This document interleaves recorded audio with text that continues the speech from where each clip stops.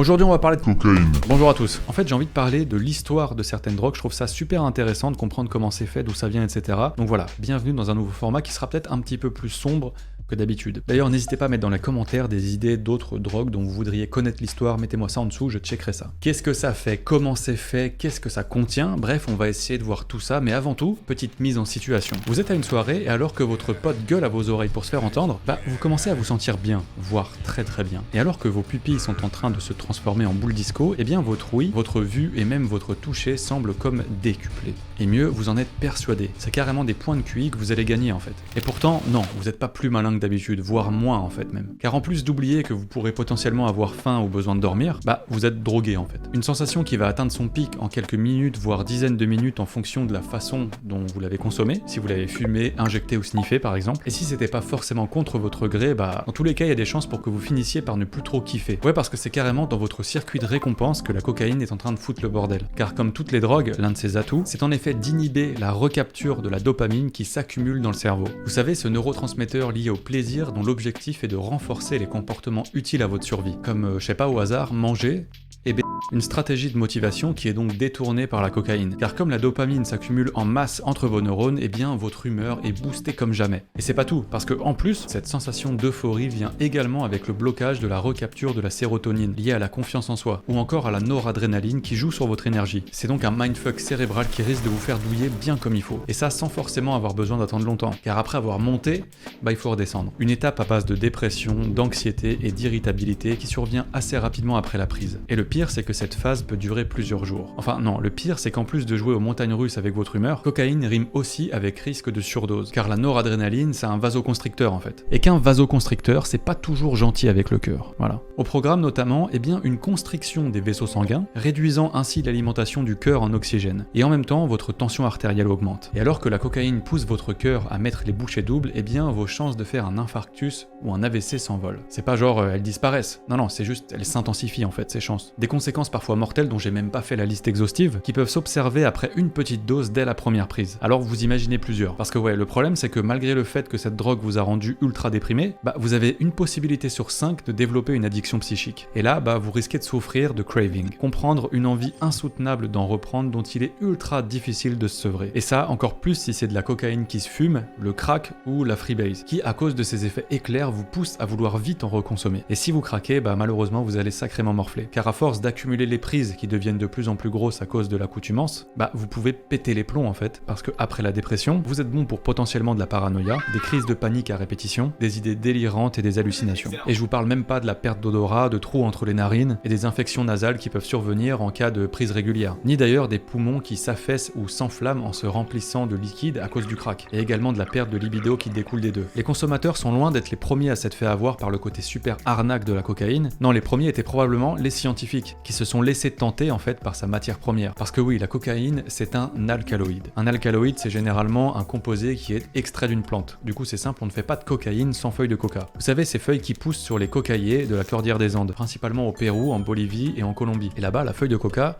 c'est tout un truc. Déjà parce que les Incas la considéraient comme divine il y a 5000 ans grâce à son pouvoir d'apaiser la faim et la fatigue. Et depuis, dans la région, on ne peut plus se passer de la mâcher. Elle est bonne pour atténuer la faim et la fatigue, mais aussi pour calmer la douleur ou donner du courage. Des super talents qui ont vite attisé l'intérêt des savants, car si on n'avait pas encore l'eau courante, au XVIe siècle en Europe, on avait déjà les premières notions scientifiques publiées sur la feuille de coca. Du coup, quelques siècles plus tard, pas mal d'entre eux, plusieurs de ces savants ont voulu isoler l'alcaloïde de ces plantes. Et d'ailleurs, pour certains, c'était pas une partie de plaisir. Enfin ça, surtout pour le premier qui s'y est collé. Imaginez, nous sommes au XIXe siècle. Et alors que Volta vient d'inventer la pile électrique, Pizzi, un pharmacien italien, se dit que lui aussi pourrait faire une découverte. Dans son labo à La Paz, en Bolivie, il tente donc d'isoler l'alcaloïde. Et il l'a fait. Enfin, c'est ce qu'il croyait. Jusqu'à ce qu'une analyse montre que c'était du plâtre. Ne me demandez pas pourquoi, personne l'a jamais su. Le jeune chimiste allemand Albert Niemann, lui par contre, il a eu plus de chance. Car après un maximum d'étapes mélangeant acide sulfurique, lait de chaux ou encore carbonate de soude, en 1859, il découvrait la cocaïne.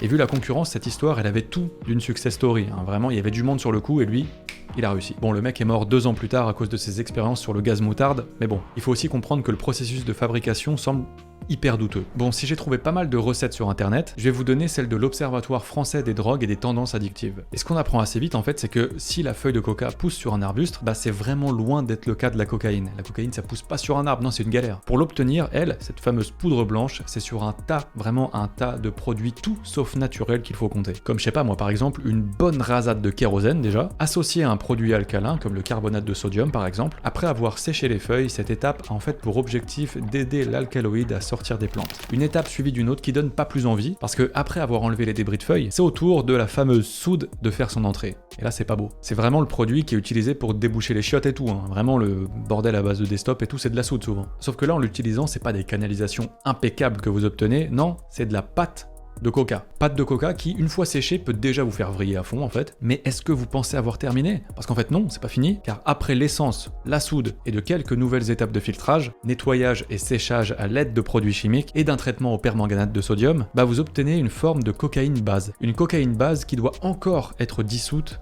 dans de l'acétone, s'il vous plaît, avant que lui soit ajouté de l'acide chlorhydrique. Voilà, c'est tout ça de naturel, hein, je l'avais dit. C'est vraiment un produit des enfers. Et pour obtenir du crack ou de la freebase d'ailleurs, bah en fait la liste d'ingrédients doit un petit peu plus s'étoffer, il y en a encore plus, car après l'avoir dissoute dans de l'eau, il faut lui ajouter un nouveau produit alcalin comme du bicarbonate de sodium pour le crack, ou carrément de l'ammoniac pour la freebase. L'ammoniac, vous voyez ce que c'est je pense, non? En fait ce que vous avez besoin de savoir c'est que... Ouais voilà, c'était juste pour vous montrer. Et ce qui n'arrange rien, c'est que la cocaïne, c'est rarement pur qu'on la consomme. C'est des produits donc qui peuvent venir avec de nouvelles complications. Et c'est pas la douzaine de consommateurs qui se sont rendus à l'hôpital en 2011 qui diront le contraire. Leur problème, bah c'est juste que leur peau, surtout celle de leur nez, de leurs oreilles, etc., avait viré au noir. C'est pas bon signe. Tout simplement car elles étaient nécrosées. D'ailleurs, on n'a pas tardé à trouver le coupable. En fait, selon le Journal of the American Academy of Dermatology, ce nouveau teint de peau s'expliquerait parce qu'ils auraient un peu trop forcé sur le lévamisole. C'est un vermifuge utilisé pour les animaux. Voilà. Pourquoi le consommer? C'est ma question. Parce que quand c'est pas de l'amidon de maïs, du talc ou des amphétamines, bah en fait les fabricants peuvent couper la cocaïne avec cette substance qui, en cas de consommation chronique, peut faire pourrir les tissus. Et le pire c'est qu'au moment de sa découverte à la cocaïne, plus que dans le nez, les veines, les poumons des usagers, en fait on la trouvait plutôt dans la trousse des médecins. Parce qu'à la base, la réputation de la cocaïne c'était surtout d'être le premier anesthésiant local. La cocaïne est capable de bloquer les canaux ioniques spécifiques aux ions sodium. Et leur rôle à eux c'est de permettre aux ions chargés électriquement d'entrer et de sortir des cellules. Du coup, lorsqu'ils sont bloqués, eh bien les messages nerveux passent vachement moins bien. Une découverte assez incroyable qu'on doit quand même à Sigmund Freud. Ouais, je parle bien du futur père de la psychanalyse, tout simplement. On est en 1883, et à l'époque, un papier écrit par un médecin agite pas mal les scientifiques, car le docteur Theodor Aschenbrandt y parle d'une idée un petit peu what the fuck. Et si la cocaïne nous permettait de créer des surhommes? Car lors d'une marche ultra crevante, ce médecin, il en a glissé tranquillement dans la gourde de soldats qui étaient un peu épuisés, qui ensuite pétaient le feu.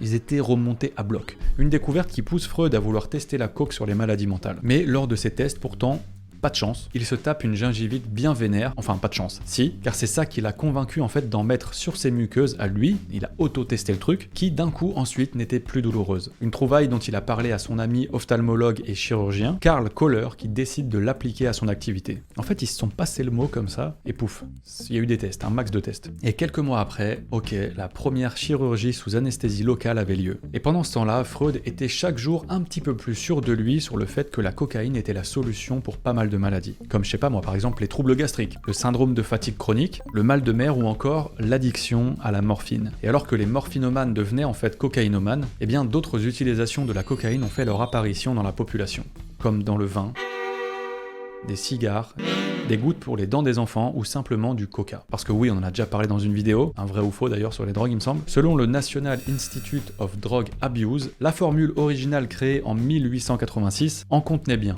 Il y avait de la coke dans le coca. Et pas qu'un peu, puisqu'en plus de l'eau gazeuse, de la caféine, du sirop de sucre ou encore des noix de cola, bah dans chaque verre, c'était 9 mg de cocaïne que vous pouviez trouver. C'est ouf quand même. Bah, à ce niveau-là, le verre de coca, ça devait être quelque chose. La recette actuelle, évidemment, elle en contient plus, ce serait absolument abusé. La cocaïne, en fait, elle a été supprimée de ce produit en 1903, soit 11 ans avant l'interdiction fédérale américaine et 13 ans avant la première loi anti-drogue française. Et quand on voit les ravages que la cocaïne fait encore dans nos sociétés en étant illégale, bah on a quand même envie de dire ouf un peu quand même, tu vois. Franchement, c'est ouf de voir l'histoire associée à ces trucs qui aujourd'hui sont illégaux, hein, vraiment de comprendre que ça pouvait être utilisé dans la vie de tous les jours sur certains produits et tout. C'est dingue, aujourd'hui avec le recul, ça paraît fou, mais c'était le cas. Ok, j'espère que cette première vidéo sur l'histoire d'une drogue vous aura plu. Dites-moi dans les commentaires s'il y a je sais pas, d'autres drogues dont vous voudriez qu'on parle sur la chaîne, voilà, dites-moi ça. Et là, j'ai envie de dire merci aussi aux experts qui nous ont aidés dans la rédaction de ce script. Je tiens donc à remercier Nicolas Donzé, biologiste et toxicologue en Suisse, et Marie-Geoffrey Roustide, sociologue spécialiste des drogues à l'INSERM. Merci beaucoup à vous. N'hésitez pas à partager la vidéo comme d'habitude, le petit pouce en l'air, vous le savez, ça fait plaisir. Vous pouvez vous abonner pour ne jamais rien louper. Moi, je vous dis comme d'habitude, évidemment, hein, la science n'attend pas. À la prochaine. Bye, salut.